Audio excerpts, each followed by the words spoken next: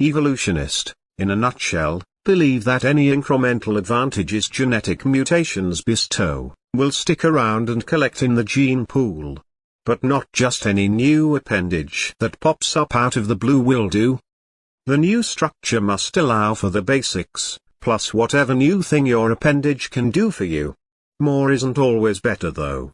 If this were the case, we would see birds with 4 wings, and humans with 4 hands and 4 feet. We are basically whatever could survive in Earth's history, considering the seasons. And as such, creatures that require the least amount of calories usually had their advantage take over the species by requiring less risk to procreate, making them more abundant, which in turn only increased the rate for evolutionary adaptation. For this reason, less is actually much better, in the form of better digestion.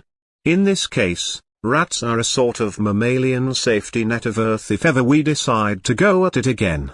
Intermittent scarcity allows for procreation and shedding of whatever is deemed excessive to occur yearly due to the seasons. But what exactly is successful? And what does it have to do with how we look? The following examples will help in your understanding, so here goes nothing. The most common feature that most multicellular life shares are the senses, like sight.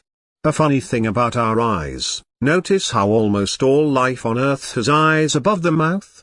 I mean, some animals can't decide between having 2 hands or 4 feet, while others rather just swim, but one thing is for sure, we all agree that our eyes should absolutely be above our mouth.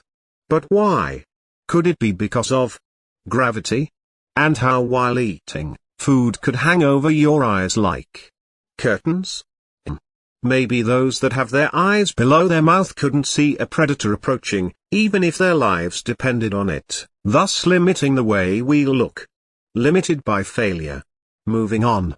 The body can adapt into anything that requires the least amount of calories, that can still procreate. But intermittent scarcity and bleak odds renders the best form, for best recognition, reaction speeds. Life filters the form via missteps, but also filters the mind via misunderstandings. Like mentioned in a previous video, intermittent scarcity allows for physical and mental refinements by forcing the maladapted to fall off the gene pool. Mental refinements have been labeled morals.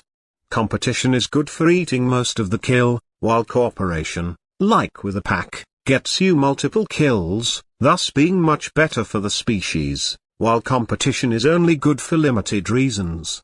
Naturally, intelligence outmaneuvers pure strength, by compensating with numbers, thus the species naturally evolves towards cooperative tendencies, naturally.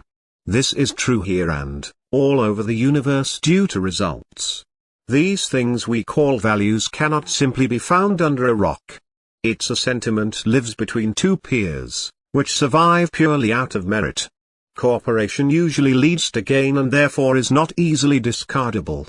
Meaning, that with time we accumulate sensitivity to the other like self, to the point we know the needs of the other by seeing the faces and sounds it makes and recognizing what it would mean for us to do the same. This recognition of ourself in others leads to the threshold where one realizes that one must respect to earn respect, another invisible value that will be true here and anywhere else in the universe.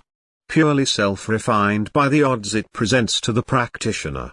Considering all this, intermittent scarcity leads to a physical form adapted to the environment. But cooperation allows an array of universal truths to make its way into instinct, freeing our mind in the process.